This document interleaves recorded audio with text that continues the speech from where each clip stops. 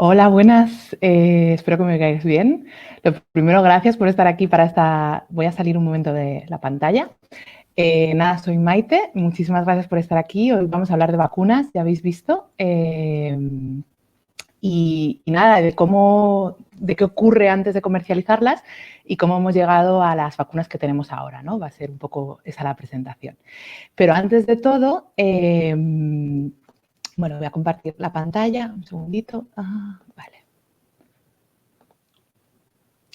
Vale, bueno, pues ante todo yo os quería hablar de, bueno, presentarme primero, soy Maite Pérez, soy licenciada en bioquímica y luego hice el doctorado en biología molecular en el CNV en virus de la gripe, inmunidad innata y evolución, ¿no?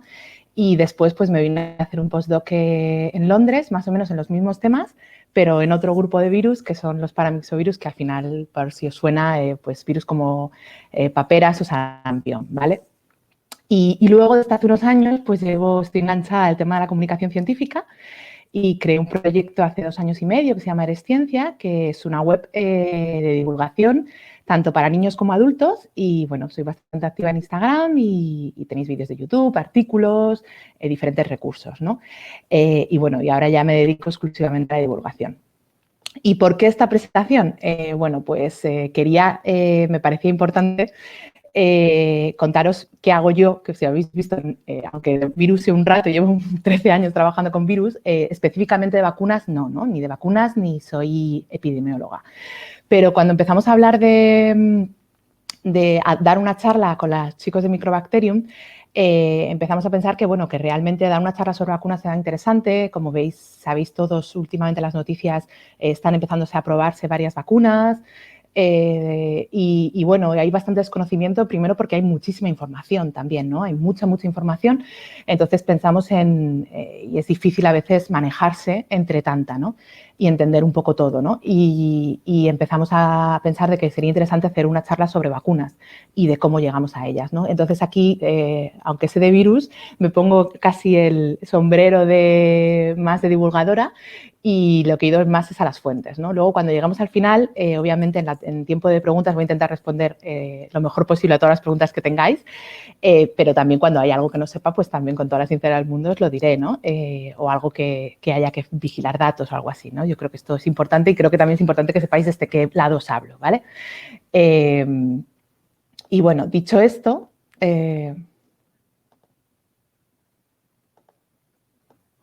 Dicho esto, entramos en el meollo. ¿Por qué vacunas? Bueno, por lo que os he dicho, porque creo que es interesante, pero además de por qué se están aprobando y hay mucho conocimiento, es porque si hay algo que los puede sacar de todo el tema de la pandemia, sin duda son las vacunas. Ha habido, obviamente, estudios sobre tratamientos, sobre fármacos, sobre antivirales, pero al final, aunque no han tenido un resultado demasiado positivo, lo cierto es que al final, independientemente de que encuentres un fármaco o no, no hay nada tan poderoso como una vacuna, ¿no? Aunque tiene sus limitaciones, obviamente, y tampoco son la panacea, ni ahora mismo ya nos podemos relajar todos, ni mucho menos. Ya os ha contado antes, en la charla de antes, un poco la situación real en hospitales y demás, pero aunque no son la panacea, desde luego, con una vacuna lo que consigues es evitar que se produzca la enfermedad, ¿no? Entonces no hay nada tan poderoso como eso, ¿no? Desde luego es la herramienta más poderosa que tenemos. Y por eso queríamos hablar de vacunas, básicamente.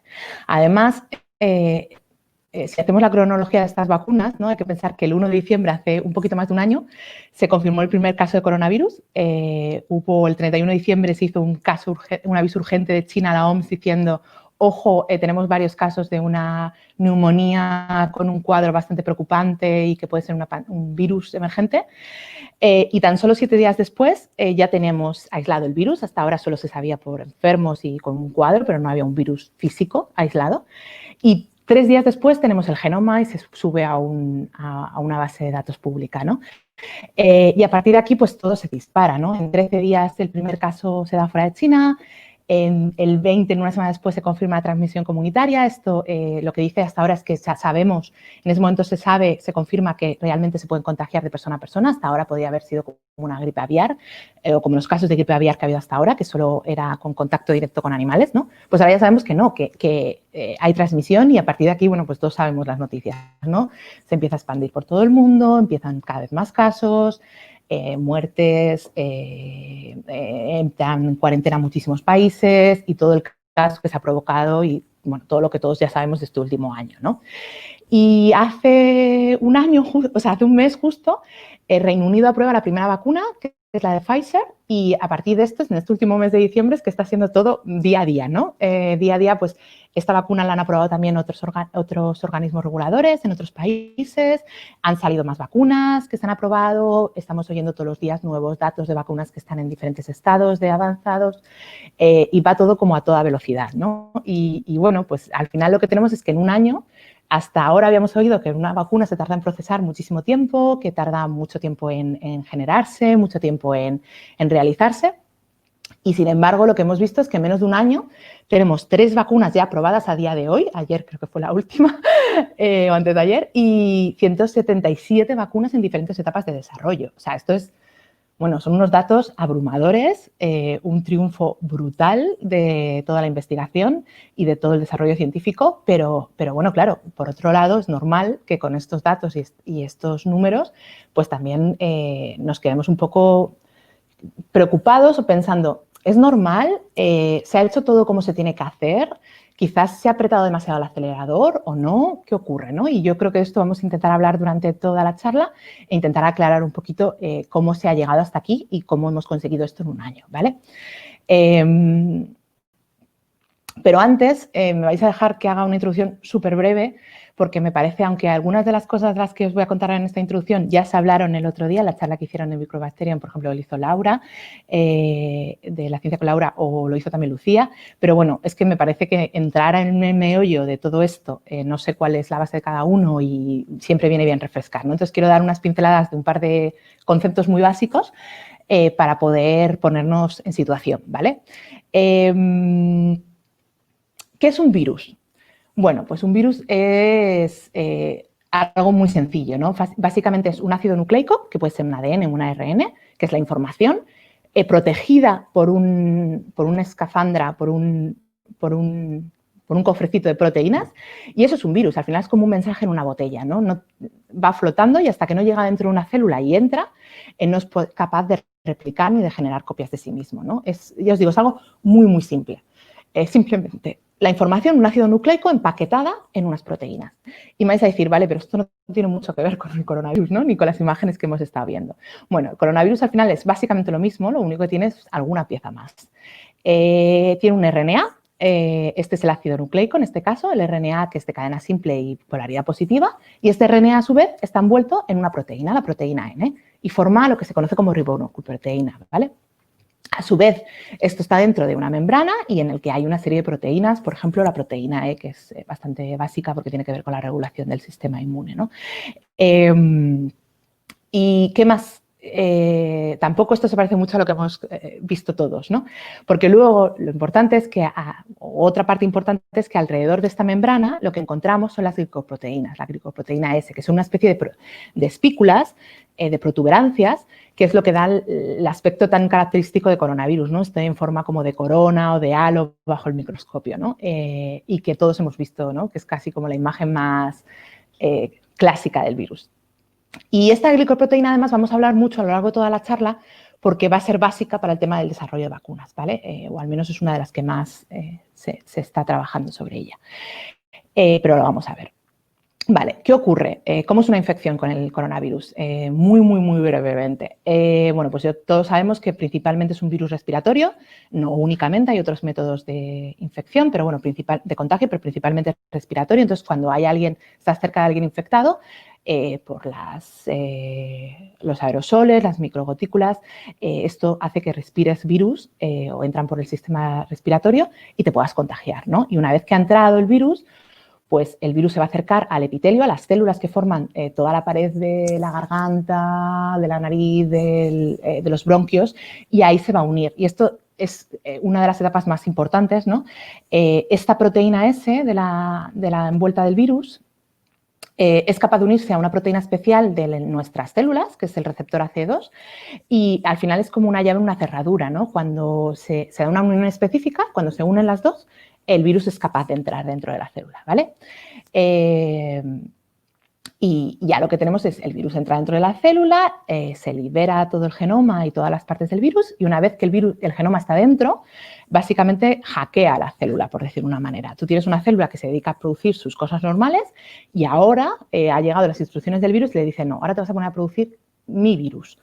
¿Vale? Por decirlo de una manera. Es como si tienes una fábrica de coches y de repente te llega un mensaje y te dice, no, ahora te pones a fabricar aviones. Pues es básicamente lo que ocurre, ¿no?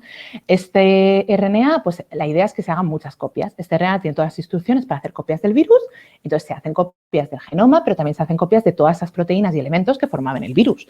Porque al final tú lo que quieres es conseguir virus completos nuevos que van a liberar de esa célula y van a ser capaces de infectar a las células de alrededor. Y luego, cuando hay muchos virus, pues también a su vez de expulsarse pues, con estornudos, con la saliva hablando e infectar a otras personas, ¿no? Esto básicamente es muy esquematizado, pero el ciclo del virus, por decirlo, lo que ocurre dentro del cuerpo. Pero hasta ahora solo hemos hablado de qué hace el virus. Pero claro, os podéis imaginar que el cuerpo no se queda de brazos cruzados, ¿no? También tiene sus mecanismos de defensa ante esta infección, ante esta y ante todas, ¿no? ¿Cómo se protege el organismo? Bueno, pues primero hay una barrera física indudable, ¿no? La piel, los ojos, las mucosas, la boca, la nariz, la saliva, las lágrimas, todo esto al final lo que intenta evitar es que el virus entre. Y es la primera fase, es la primera barrera, ¿vale? Si esta barrera la supera y el virus consigue entrar, por ejemplo, a nuestro sistema respiratorio, tenemos la segunda barrera, que es la inmunidad innata. Y esta barrera es general, la tenemos todos, es para cualquier tipo de microorganismo y la tenemos siempre, viene como de fábrica. Y aquí lo que ocurre es que, bueno, cuando el virus entra a una célula, al final un virus es algo muy diferente a nuestras células y tiene unos componentes muy diferentes a nuestras células. Entonces, cuando entra dentro, la célula es capaz de detectar de que ahí hay algo extraño, ¿no? Yo esto no lo conozco, esto no es lo que tiene que ser. Entonces, básicamente, una de las cosas que reconoce principalmente es el RNA, el ácido nucleico, y enseguida destata todas las alarmas dentro de la célula, ¿no? De, ojo, aquí tengo algo que se está replicando y no debería estar. Y lo que intenta hacer la célula, entonces, se desarrolla un mecanismo de defensa que es intentar parar que el virus replique. Al final, el virus para replicarse está usando toda la maquinaria de la célula, ¿no? Entonces, la célula lo que intenta es parar esa maquinaria. Y hay diferentes mecanismos, pero básicamente es eso, intenta parar. Intenta dificultar la replicación del virus, ¿no? Si tú al final el virus no replica, pues no es capaz de infectar más células y no es capaz de hacerte daño. Y eso es lo que intenta el cuerpo. Por otro lado, aparte de intentar dificultar la replicación, bueno, pues manda unas señales de alarma a las células vecinas. Básicamente le dice, ojo, que estoy infectada. Y además, protegeros vosotros también porque hay un virus cerca, básicamente, ¿no? Viene a ser eso. Entonces, saltan una serie de moléculas, que son principalmente interferones y citoquinas, y avisan a las células vecinas de que entren en ese estado de protección que estaba también ella, ¿no? Para que se protejan ante la entrada del virus y ponérselo más difícil al virus para que replique. Y luego, a su vez, estas proteínas también lo que hacen es avisar, aquí las células se protegen, es avisar también a las células del sistema inmune y traerlas al lugar donde está ocurriendo la infección, ¿no? Esto es lo que denominamos inflamación. Aquí van a venir todos los macrófagos, todos los fagocitos, que se encargan básicamente encuentran a las células que están infectadas y las destruyen para que no sigan produciendo virus. Destruyen también cualquier resto de virus que pueda haber o de microorganismo, porque al final esto también funciona con las bacterias y otros microorganismos que pueda haber. Y básicamente intenta eso, recluta todo el sistema inmune, las células del sistema inmune al lugar de la infección para intentar parar la infección, ¿no? Y esto es lo que conocemos como inflamación. Y esto es lo que ocurre con la inmunidad innata. Pero además de esta barrera que ya funciona, hay una tercera barrera que es la inmunidad adaptativa, ¿vale? Y esta sí que es específica de elemento, vamos. Esta no está de por sí, por alguna manera se tiene como que generar, o se tiene, más que generar, yo diría, se tiene que activar y está ahí y no está ahí todo el rato, no viene como de base, ¿vale? Y esta sí que va a ser específica dependiendo del virus o del antígeno o del microorganismo que entre, ¿vale? ¿Cómo funciona esta? Bueno, pues aquí lo importante son los antígenos y los anticuerpos, ¿no? Que esto llevamos hablando un montón.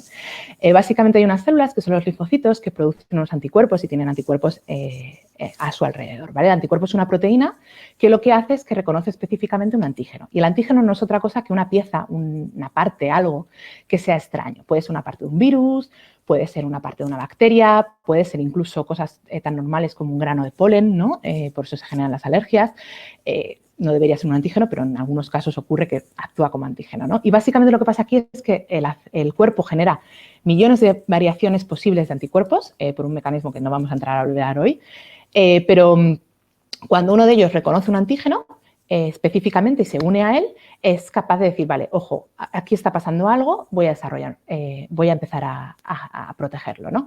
¿Qué células producen anticuerpos? Bueno, pues son los linfocitos y hay dos tipos principales de linfocitos, ¿no? Los linfocitos T citotóxicos y linfocitos B humorales.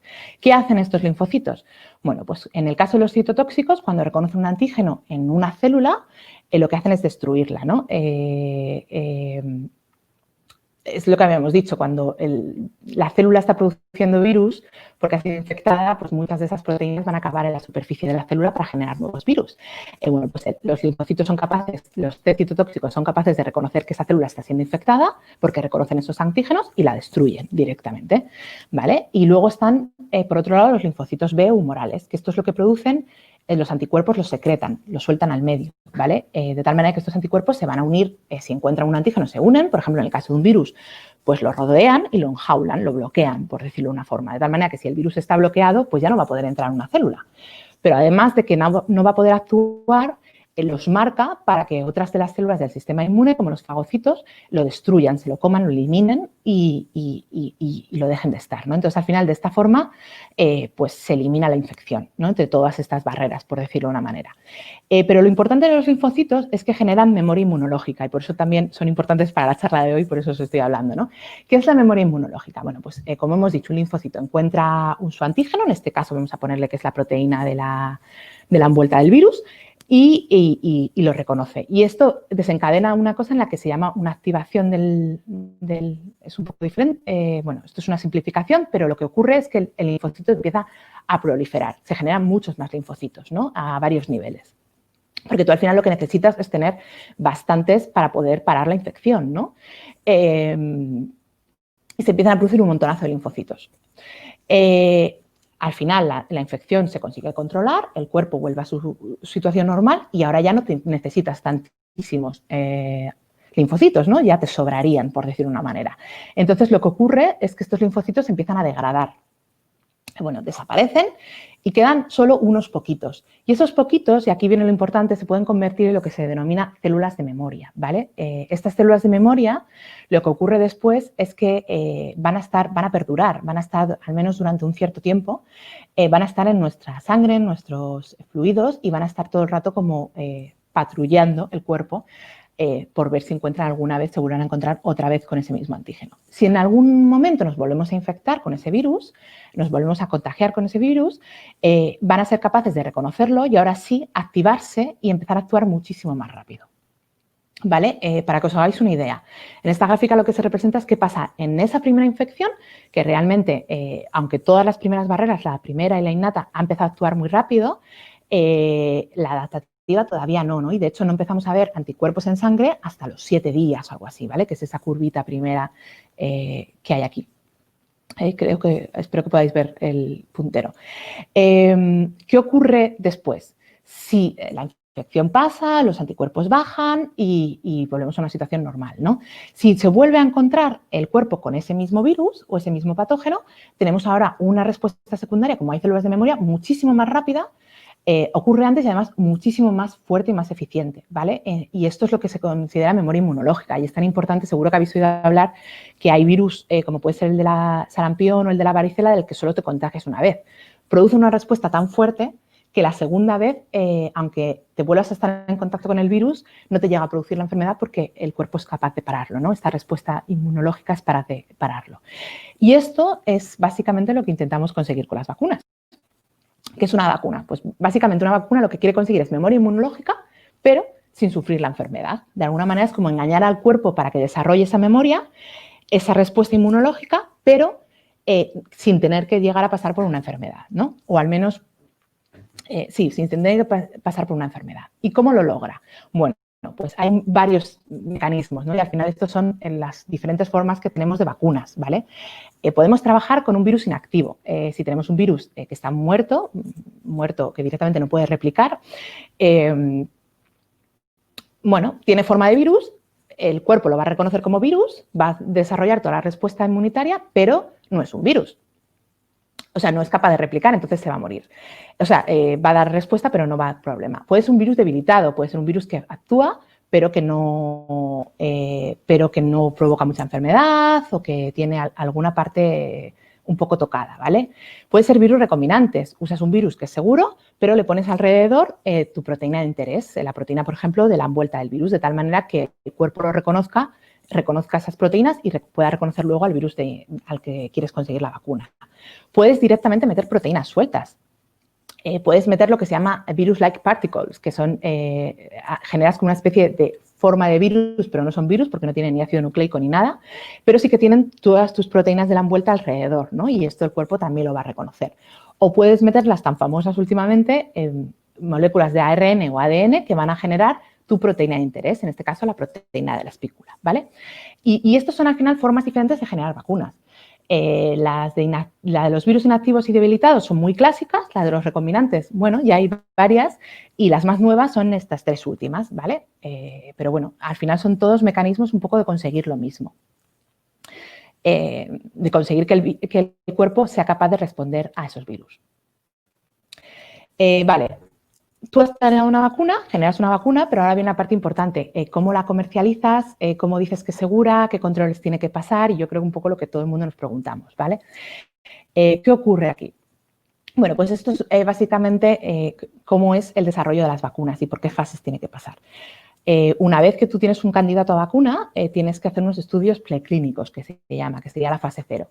Que aquí lo que intentas estudiar es, lo haces en células o en cultivos celulares o en animales, e intentas ver que la vacuna genera anticuerpos y que se genera una inmunidad, ¿no? Por ejemplo, si es un animal, pues le añades la vacuna, luego le haces un challenge, que se llama, que es que lo infectas con el virus y ves si los que han recibido vacunas o los que han recibido control, por ejemplo, de unos ratones, sufren o no sufren la enfermedad, ¿no? Y esos son los estudios preclínicos. Y luego ya, una vez que eso se ha pasado y se ha visto que es prometedor, entrarías a los estudios clínicos, que ahora ya sí son con personas, ¿vale? Y hay básicamente tres. En la fase 1 de seguridad, aquí usas solo muy poquitos individuos, muy pocos voluntarios, entre 10 y 100, que tienen que ser personas jóvenes y sanas, que en principio no tengan ninguna patología. Y aquí lo que testas es la seguridad, la dosis y si se induce respuesta inmune o no. ¿Y cómo miras esto? Bueno, pues miras si se generan anticuerpos ante la enfermedad, ¿vale? Tú miras, igual que se está mirando ahora, ¿tienes anticuerpos? ¿Has pasado anticuerpos? Pues es lo que se hace con esto en esta etapa. La etapa 2, una vez que ha pasado la fase 1 y has visto que es seguro y que no tiene efectos secundarios graves, pasarías a la fase 2. ¿Qué es la fase 2? Bueno, pues esto un poquito más grande, entre 100 y 3.000 voluntarios, y aquí ahora sí empiezas a hacer pruebas en varios grupos diferentes de población, ¿vale? También se testa la seguridad se va a testar todo el rato, pero, y obviamente al tener más individuos eres capaz de ver más cosas, pero sobre todo también empiezas a meter a diferentes grupos de población, pues diferentes, pues a lo mejor a personas mayores, como se ha hecho ahora en el de coronavirus u otro tipo de gente, ¿no? Y si esto funciona, pasas a la fase 3 o de eficacia, y estos son los estudios masivos, ¿vale? Aquí ya nos vamos a entre 3.000 y 40.000 voluntarios, y en este caso son estudios de lo que se denomina doble ciego. ¿Qué es esto? Bueno, pues básicamente aquí lo que te interesa es ver qué pasa entre la gente que recibe la vacuna y la gente que recibe el placebo, que básicamente imita todo, pero no lleva vacuna. Es una inyección, pues con agua, con una solución salina, vamos, o algo así, pero no lleva una vacuna. Y esto es para poder comparar al final tus resultados numéricos, ¿no? ¿Qué ocurre en el grupo control y qué ocurre en tu grupo con vacuna?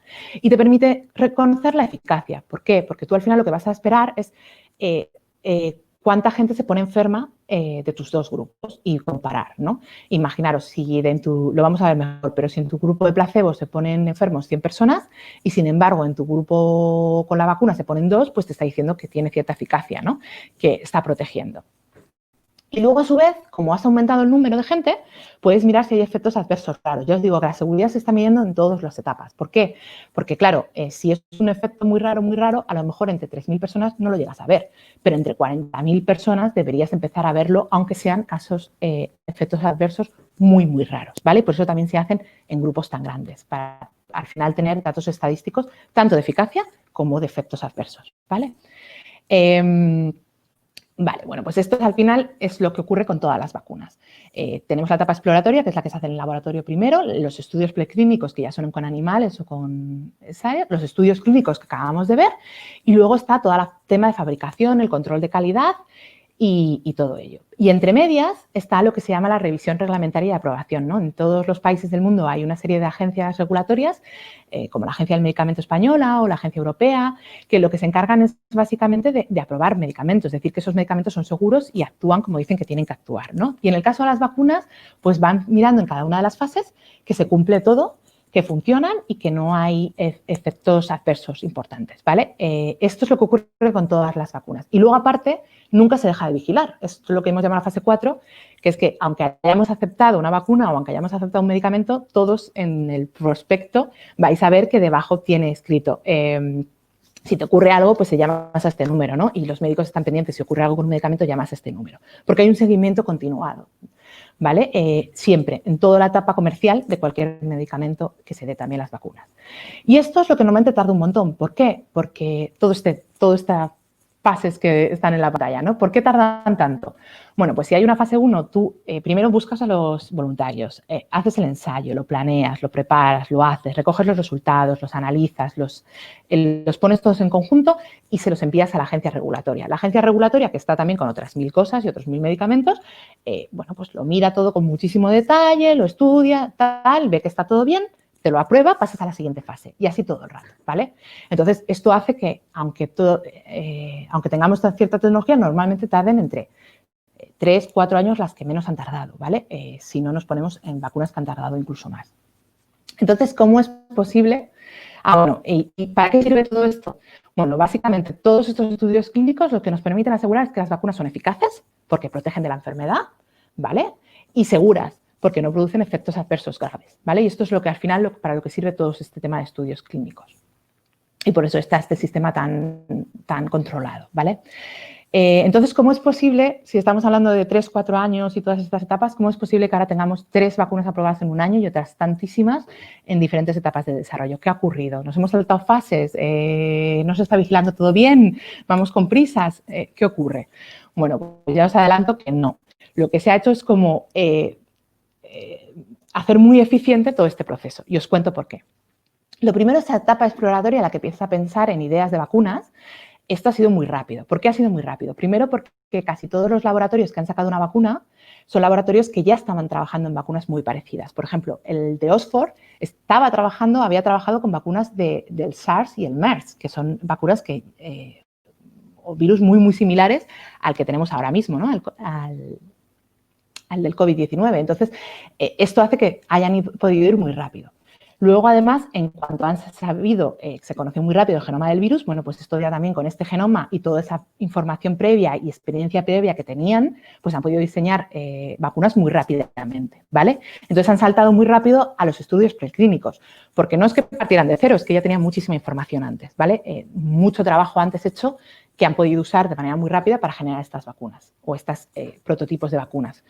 ¿Qué pasa en los estudios preclínicos? Pues igual, bueno, pues ha habido mucho dinero, ha habido mucho trabajo, han estado todos los científicos y todas las personas que han estado trabajando en estos proyectos trabajando a horas a tope y para intentar que esto fuera lo más rápido posible, ¿no? Y también una vez que ya sabes y tienes la experiencia, pues sabes muy bien a qué tipo de estudios tienes que ir para sacar la información que te interesa lo más rápido posible, ¿no? Y a eso han ido. Y luego, en la parte de los estudios clínicos, han ocurrido varias cosas. Una es que, por un lado, hay algunas fases que se han solapado. Ha habido gente que ha solapado la fase 1 y la fase 2, las han ido haciendo más o menos a la vez, y otra gente que ha solapado la fase 2 y fase 3. Esto no quiere decir que se hayan hecho menos o en menos voluntarios, quiere decir que se han ido haciendo a la vez. Fase 2 por un lado, fase 3 por otro lado, pero en el misma vez tiempo, ¿vale? Y por otro lado, mientras que la revisión reglamentaria antes os la había puesto en trocitos, aquí ha sido continuada. ¿Por qué? Porque muchas veces las propias agencias regulatorias han tenido acceso casi en directo a los datos que iban saliendo día a día. Entonces, claro, así cuando tú terminas una fase, sí, paras un momento, pones todos los datos en conjunto, los ordenas, los analizas y los envías a la agencia regulatoria. Pero la agencia regulatoria ya ha ido conociendo también todos los datos. Entonces, va a analizar esos datos, pero obviamente va muchísimo más rápido. Además, les ha dado prioridad absoluta. Entonces, no es me espero a que tenga el hueco y termine el otro estudio. No, se han puesto muy básicamente la prioridad absoluta era en las vacunas de coronavirus. Por otro lado, ha habido muchísimo dinero también que ha permitido que todo esto se agilice, ¿no? Y por otro lado, los estudios clínicos han empezado a planear en las fases anteriores. Quiere decir, cuando tú estás con la fase 1, ya estás planeando cómo vas a tener que hacer la fase 2, cuántos voluntarios vas a necesitar y todo, ¿no? De tal manera que cuando tienes los datos de la fase 1 y ves que han salido bien, ya en muy poquito tiempo puedes saltar a la fase 2, ¿no? Lo vamos a ver ahora con un par de ejemplos, pero ha funcionado un poco así. Para que os hagáis una idea de cómo se ha optimizado el tiempo, incluso la fabricación y el control de calidad que hablábamos aquí, se ha solapado con la fase 3. Quiere decir, sin saber siquiera finalmente que tu vacuna es segura o no, sin saberlo todavía y sin haberla probado, ya vas viendo, obviamente, que en fase 1 y en fase 2 tienes buenos resultados, pero en fase 3, que sería como el gordo, ya has empezado a fabricar grandes cantidades de vacunas, de tal manera que si te va bien, ya las tienes fabricadas, si te va mal, las vas a tener que tirar, ¿no? Y esto es un riesgo que se ha corrido aquí, que nunca se corre, se ha corrido aquí por la urgencia que teníamos de que finalmente, pues eso, hay mucho dinero y hay mucha necesidad de las vacunas, ¿no? Entonces, se ha metido como mucho control en esto. Segundo. Vale, y ya os digo que esto también ha permitido que fuera muy rápido. De hecho, la de Pfizer se aprobó en Reino Unido el día 2 y una semana después estaban empezando a dar las primeras dosis. ¿Por qué? Porque tenían preparado toda esta fabricación y todos los controles de calidad de estas vacunas, ¿vale? Y luego, por supuesto, se hayan aprobado o no se haya aprobado, la fase 4 continúa y se continúa por un lado hasta 2 años todos esos voluntarios, se sigue un control de todos esos voluntarios en el tiempo y además de cualquier efecto adverso que pudiera surgir en cualquier persona que tenga la vacuna, ¿vale? Esto, como cualquier medicamento, se sigue continuamente vigilando. ¿Cómo se ha desarrollado tan rápido? Pues ya lo hemos visto. Conocimiento científico previo, aparición de coronavirus previo como SARS y MERS, que esto ha hecho que también tengamos mucho más conocimiento. Se estudiaban varias estrategias para crear vacunas rápidas. Yo llevo 13 años trabajando en virus y 13 años que sé que en cualquier momento puede venir una pandemia. Es algo que a lo mejor el público en general no lo oye, pero los científicos que trabajan con virus es algo que todo el mundo sabe que en cualquier momento podía llegar una pandemia, ¿no? Y también se pensaba un poco con esa imagen en la cabeza y se preparaban los trabajos con esa imagen en la cabeza. Y luego se ha identificado muy rápido el virus, lo que hablábamos del genoma, se ha metido muchísimo dinero porque obviamente simplemente con las restricciones, con las restricciones de movilidad y todo, se ha perdido tanto dinero económicamente para todos los países que una inversión que hagas aquí es una inversión interesante, ¿no? No te lo pones a plantear como otras veces los gobiernos. En este caso se ha puesto mucho dinero. También ha habido un enorme esfuerzo humano, que es súper importante, que tenemos que agradecer, que se ha trabajado por encima de las posibilidades de mucha gente, o sea, de verdad han hecho un esfuerzo enorme, titánico, igual que el que han hecho los médicos y el personal sanitario en hospitales, lo han estado haciendo también los científicos y la gente que trabaja en vacunas y las agencias regulatorias. Luego, el elevado número de voluntarios, porque obviamente es más fácil cuando tienes muchos voluntarios y para este caso la había. Por otro lado, la prevalencia de la enfermedad. Si tú tienes que comparar entre un grupo placebo y el grupo que recibe vacuna cuántos casos de enfermos hay, necesitas que la gente se ponga enferma, ¿no? Y hay enfermedades que muchas veces cuando llega la vacuna ya se ha pasado la enfermedad, ¿no? Ha pasado con el ébola varias veces o pasó con el SARS, por ejemplo, a estos grupos de Oxford le había pasado. Ya no puedes hacer el estudio porque no tienes enfermos. En este caso, obviamente, en medio de una pandemia, enfermos hay y gente que se está contagiando hay, ¿no? Entonces lo puedes estudiar. Por otro lado, pues se han tomado datos digitales, se ha desarrollado más rápidamente todo el tema de control de los desarrollos de los ensayos clínicos, de cómo se hacen, se ha dado prioridad absoluta a las agencias de regulación, ya hemos dicho, supervisión continuada de los ensayos. Al final, todo esto, ¿qué ha conseguido? Pues que tengamos 3 vacunas aprobadas a día de hoy, a menos de un año, después que haya 6 con algún tipo de aprobación limitada, esto quiere decir que a lo mejor se dan solo para casos excepcionales o que están a punto de darse y se llaman de emergencia, algo así, ¿vale? Y todas estas otras que hay en todas las otras fases, ¿vale? Que veis que hay un montón. Probablemente en los próximos meses veamos más vacunas que vayan saliendo. Y también, pues como todos los estos, pues también hay vacunas que se caen por el camino. Hay una que se ha abandonado ya, ¿vale? Esto a día 30 del 12. Y os digo que está cambiando, ya lo habéis visto en las noticias, está cambiando prácticamente día a día. Esto va a semana, te cambia totalmente la imagen. ¿Qué pasa con la vacuna de Pfizer? Voy a poner ahora de ejemplo, vale, hemos visto un poco general, voy a poner un ejemplo, 2 de las vacunas muy rápidamente para que veáis específicamente cómo se ha hecho con ellas, ¿vale? Hemos visto como la visión general de qué ocurre con todas las vacunas, pero os voy a contar ahora con dos en específico para que lo veáis un poquito más de cerca, lo podamos entender un poquito mejor, ¿vale? ¿Qué pasa con la vacuna de Pfizer, por ejemplo? La vacuna de Pfizer, esto lo contó muy bien Laura el otro día, os animo a que veáis también su charla, pero muy brevemente, ¿qué es? Es una vacuna de ARN mensajero, ¿vale? Un ARN que codifica para proteína S, esa de la espícula. Y la manera, el ARN es una cosa muy que se degrada muy fácilmente, el ARN mensajero es muy lábil y además necesitas que llegue a las células. ¿Cómo lo haces? Bueno, pues lo han metido dentro de unas partículas lipídicas. Básicamente has metido el ARN dentro de bolsitas de lípido.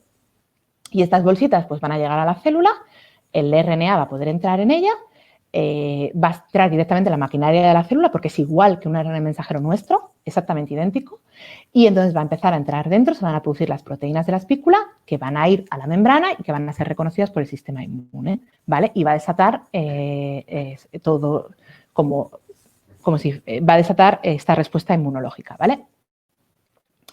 ¿Cuál es la cronología de esta vacuna de Pfizer? Para que veáis cómo han ido yendo un poco todo. Vale, partimos de la referencia del día 10 de enero que se conoce el genoma del virus. En este momento, BioTens decide que es interesante, que tiene buena pinta, que hay que generar una vacuna, que esto probablemente quizás se ponga a una pandemia, esto ya 10 de enero, y empiezan a hacer de forma in silico con el genoma, pues ya tienes la información, no necesitas un virus para generar una vacuna de RNA, solo necesitas la información del virus. Entonces buscan sus candidatos, lo hacen todo por ordenador y tienen 2 días después un candidato a vacuna ya diseñado, para que en 2 días con un ordenador y obviamente muchísimo conocimiento previo de experiencia que tienen acumulada de años, pueden hacer esto, ¿no? Otro dato importante es que en marzo, cuando se empieza a ver que esto empieza a ser una pandemia, BioNTech se junta con una farmacéutica mucho más grande, firma un acuerdo de colaboración con Pfizer para poder desarrollar la vacuna. Para entrar, porque al final, para entrar en estas fases necesitas también el respaldo de alguien que esté muy acostumbrado a hacer esto, suelen ser las grandes farmas, y luego también para poder producir luego la vacuna en grandes cantidades, ¿vale? Entonces, esto ya en marzo. El 5 de mayo comienzan los ensayos de fase 1 y 2, con 2 versiones diferentes, ¿vale? Y en estas fases se ve que una de ellas funciona mejor, tiene menos efectos secundarios que la otra, entonces la otra se desecha. El 28 de julio, pues estamos hablando de un par de meses después, 3 meses después, comienzan los ensayos en fase 3 con la versión esta que daba mejor resultado. El 27 de octubre termina la fase 3. En total han pasado 43.548 voluntarios, ¿vale? Divididos entre grupo placebo y grupo control, grupo con la vacuna. Y todos diferentes etnias, diferentes edades, todos, eso sí, mayores de 16 años, ¿vale? Y el 18 de noviembre, con todos estos datos, se presentan los resultados finales, que nos indican que hay un 95% de eficacia. Ahora vamos a ver qué significa eso. Y unos días después, el 2 de diciembre, Reino Unido es el primer país, o la Agencia Regulatoria de Reino Unido es el primer país que da la aprobación de emergencia para la vacuna, ¿vale? Luego ya, en esas semanas de diciembre, la ha aprobado Canadá, la ha aprobado Estados Unidos, la ha aprobado la Unión Europea, la han aprobado más países, ¿vale? Quiere decir que no solo es una agencia regulatoria la que lo ha aprobado, sino varias agencias regulatorias, cada una de manera independiente, ha llegado a la misma conclusión, ¿vale? Esto creo que también es importante y nos debe dejar tranquilos. ¿Cómo funciona la vacuna de Pfizer? Muy rápidamente, bueno, pues son 2 dosis de vacunas separadas por 21 días. Tiene un 95% de eficacia, incluido también el grupo de mayores de 65 años. Esto es importante porque al final es la gente que sabemos ya que tienen más riesgo de sufrir efectos adversos graves con la enfermedad, entonces esto es importante. ¿Cómo se mira esto? Bueno, pues estos son los datos oficiales publicados en New England de esta vacuna después de la fase 3, ¿vale? ¿Qué ocurre? Bueno, tú el día 0 das la primera dosis y empiezas a monitorizar los 2 grupos, el placebo y el control, y el que recibe la vacuna. ¿Y qué vas viendo? Bueno, pues que obviamente de su día a día y su vida a vida, en medio de una pandemia, haciendo una vida normal, empiezan a generarse casos de coronavirus, ¿vale? De enfermedad. Y empiezas a monitorizarlos. Lo que se ve es que aquí se marca la segunda dosis de la vacuna, un poco antes, ahora vamos a ver qué días, empiezan a verse que hay cierta protección y que realmente el grupo que ha recibido la vacuna hay muy poquitos casos de coronavirus. Mientras que en el grupo placebo, en el grupo control, los casos van escalando de manera normal, pues de una pandemia, porque es gente que va haciendo su vida normal, ¿vale? Y estos datos lo que nos reflejan es que hay un 95% de eficacia. No es 100%, por eso hay algunos casitos, 100% es prácticamente imposible encontrar, pero un 95% es muy, muy bueno. Se estaba esperando que mínimo tuvieran un 50% para poder ser aprobadas, ¿vale? Y estamos hablando que esta vacuna tiene un 95%. ¿Cómo funciona? Bueno, pues el primer día se recibe la dosis, a partir del día 12 se ha visto que se empieza el inicio de la inmunidad, el 21, por eso, vuelvo para atrás, ya vemos que hay una reducción antes, ¿vale? El día 21 recibes la segunda dosis y el día 28 ya se considera que tienes una inmunidad completa. Obviamente no todo el mundo va a tener la misma inmunidad porque ya hemos dicho que es un 95% y que no todas las personas son iguales, pero la gran mayoría de personas van a tener una inmunidad completa el día 28. ¿Vale? ¿Qué efectos secundarios? Porque, como hemos dicho, en estos estudios se mira, por un lado, la eficacia, que ya hemos visto que es del 95%, y por otro lado, la seguridad, qué efectos secundarios se tienen. Obviamente, si fueran muy malos, no hubiéramos llegado a la fase 3. ¿Pero qué ha pasado en la fase 3? Bueno, pues hay unos que son muy frecuentes, que se encuentran 1 de cada 10, y son los típicos de una vacuna. ¿Por qué? Porque al final una vacuna lo que intenta hacer es que el cuerpo parezca que tiene una infección, ¿no? Y si parece que tienes una infección, pues tienes cansancio, te puede dar un poco de fiebre, dolor de cabeza, pues eso es simplemente tu respuesta inmune luchando contra esa proteína pensando que es un virus, ¿no? Y es lo normal de una vacuna y totalmente esperable. Ya os digo que son efectos secundarios muy suaves, muy normales y, desde luego, muchísimo mejores que sufrir la enfermedad para que protege, ¿no? Y por eso se aprueban.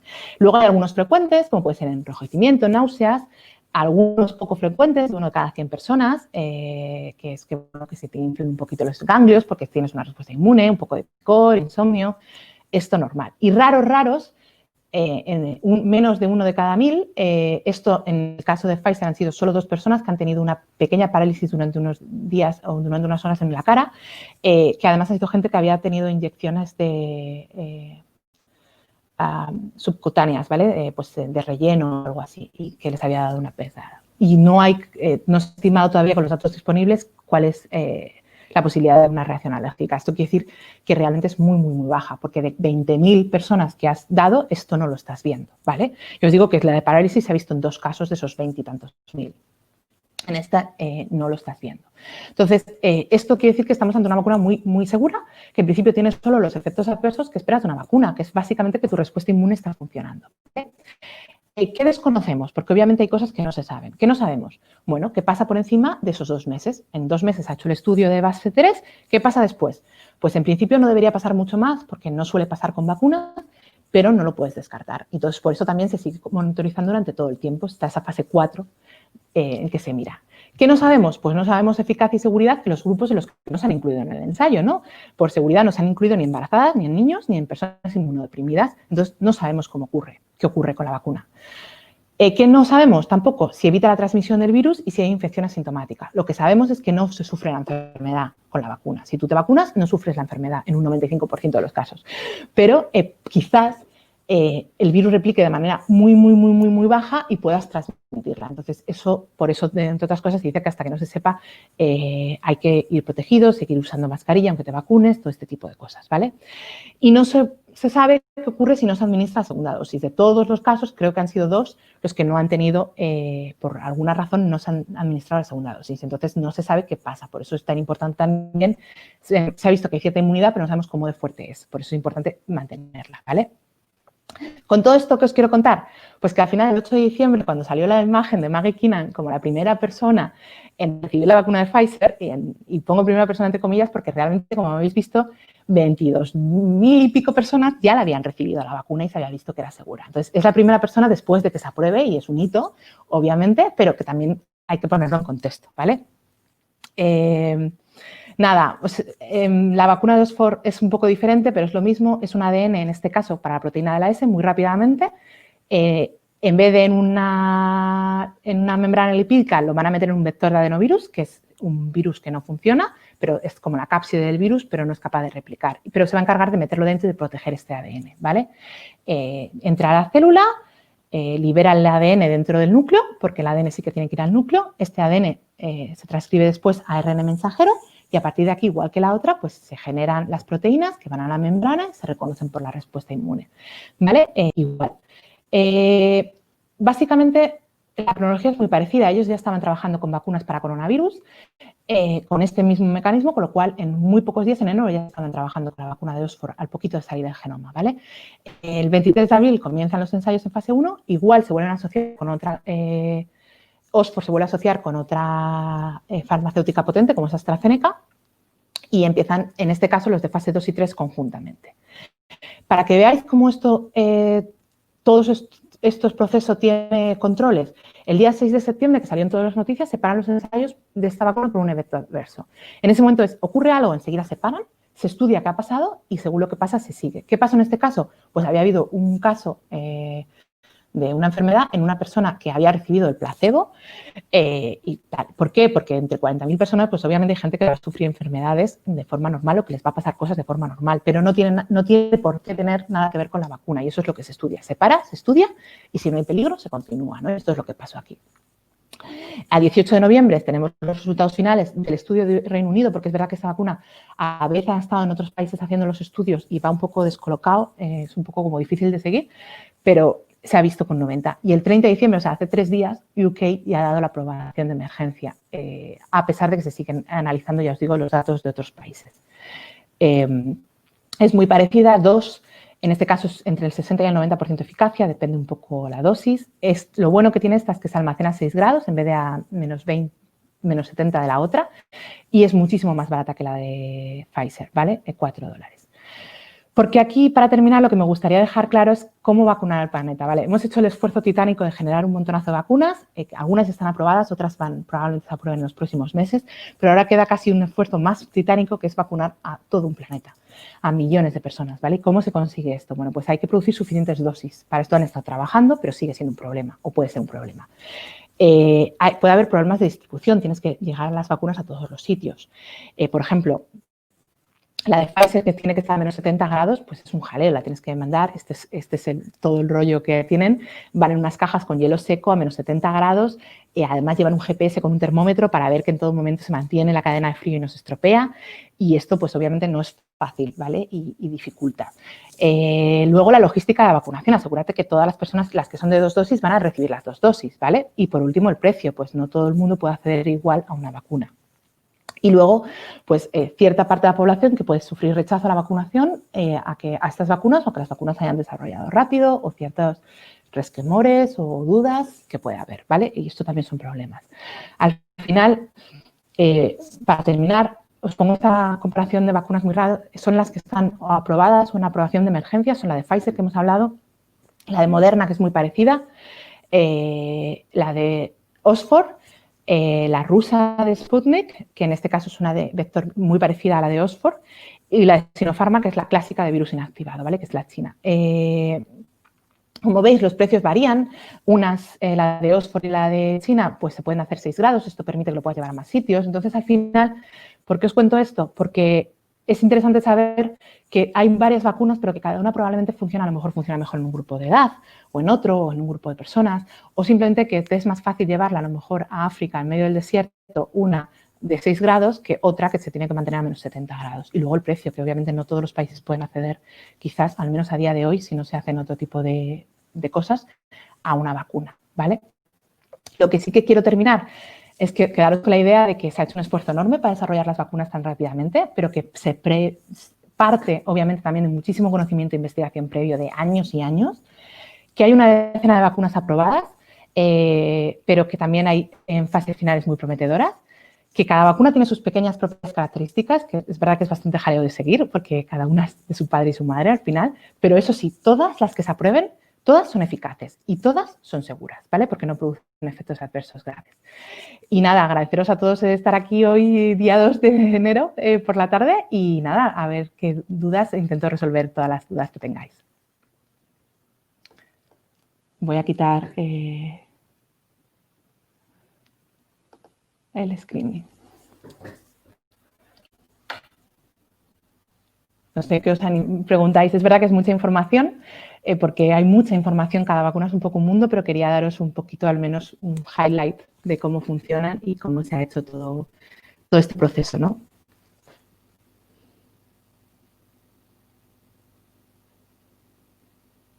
¿Tenéis alguna duda? ¿Queréis hablar de algo? ¿Queréis que discutamos algunas de estas cosas? Yo tampoco me he querido meter mucho en cada una de ellas, pero bueno, podemos hablar.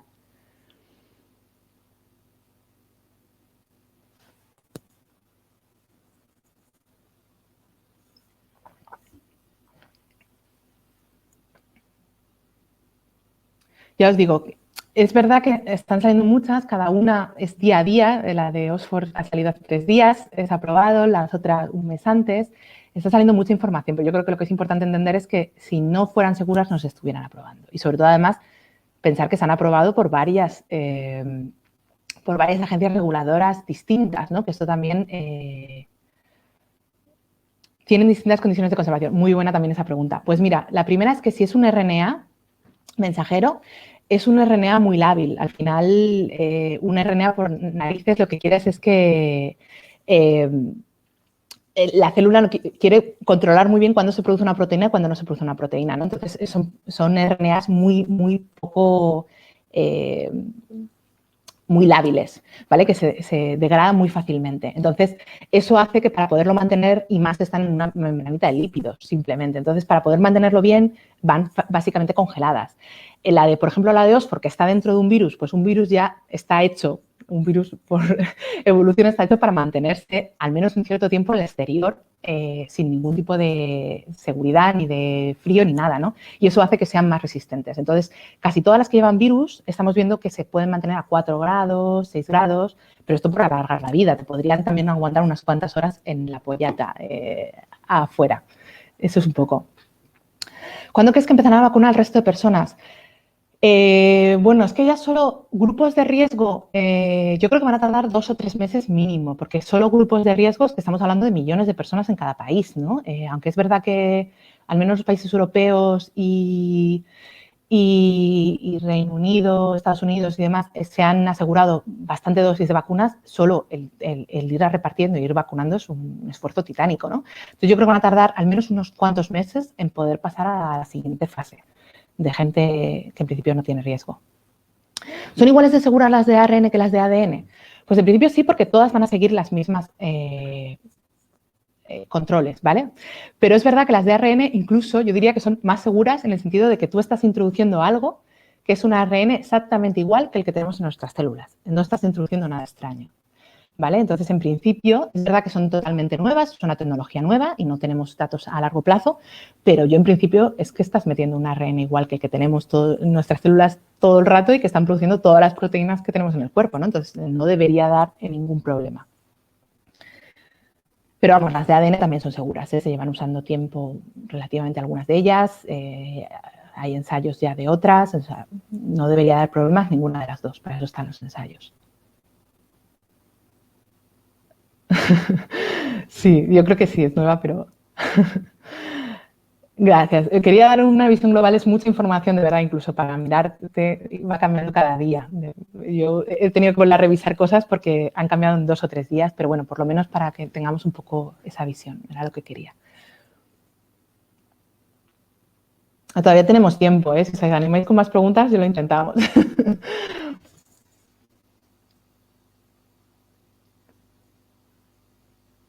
Y además, una de las cosas también de que haya varias también es interesante porque no a todos nos va a llegar las mismas vacunas, ¿vale? Porque también hay, aparte de esta parte de seguridad y eficacia y controles, que es general para todos, también hay temas sociopolíticos, por decirlo de una manera. A nosotros nos van a llegar probablemente las que ya se han pagado, porque se ha metido dinero por adelantado para asegurarse vacunas de algunas marcas. Entonces, si esas se aprueban, pues obviamente serán de las que tiremos primero, ¿no? Eso también, en todo este tema... también es importante. Por ejemplo, no hablo de la China o de las estas porque en principio nosotros no las tenemos aseguradas, al menos en España y en Europa, pero también están ahí, también son interesantes y hay otros países que se están hablando más de esas, por ejemplo.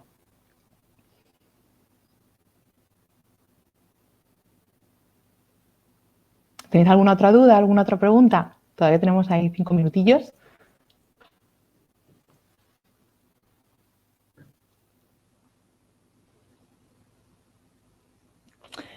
Vale.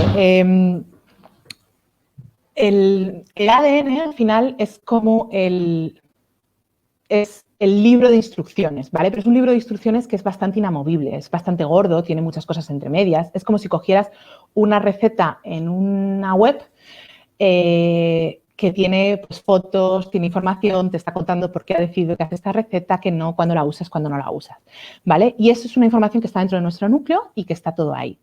Sin embargo, el ARN mensajero lo que es como solo la información más únicamente útil que necesitas para hacer esa receta. Mientras que en la otra, os he dicho, puede tener unas fotos, puede tener datos, puede tener no sé qué. El RNA mensajero lo único que te incluye es solo vas a usar tantos ingredientes y hacerlo de esta manera. Y esa es la información que se genera todo el rato y que sale a la célula para que se produzca. El ADN sería como la información gorda que está guardada en el núcleo y el ARN mensajero es la notita que le estás mandando a los fabricantes para que fabriquen la proteína, solo con esa información, básicamente. Entiendo que está arriesgado empezar una fase sin conocer los resultados de la anterior, ¿no? Sí, justo. Es justo eso. Han empezado, teniendo datos prometedores, han empezado las dos fases a la vez o con una cierta separación, pero sin tener todos los datos completos del anterior. ¿Vale? Han ido haciendo un poco esa parte. Las dos fases, todas las fases, han terminado con todos los datos enteros y completos, ¿vale? No se han acortado, pero sí que se han solapado.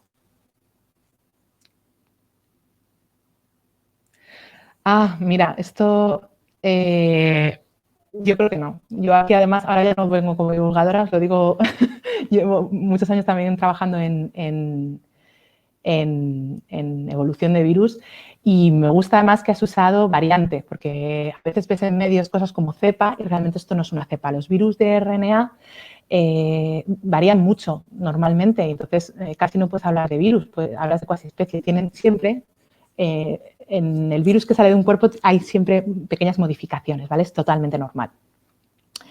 Algunas de ellas pues presentan una ventaja evolutiva y al final se acaban manteniendo. Y yo creo que al final están metiendo todo el RNA de toda la proteína, ¿vale? Entonces, es una zona muy pequeña, pero tú al meter toda la proteína en las vacunas o que se genere toda la proteína en las vacunas no debería afectar mucho. Y eso es lo que de momento lo que se está viendo es que no va a afectar demasiado. De todas maneras, hay que seguir controlando cómo evoluciona el virus por si acaso. Y nada, bueno, pues muchísimas gracias a todos por estar aquí y por atender la charla y espero que os haya gustado y aclarado algunas dudas. Muchísimas gracias también a Microbacterium por la oportunidad. Un abrazo. Nos vemos.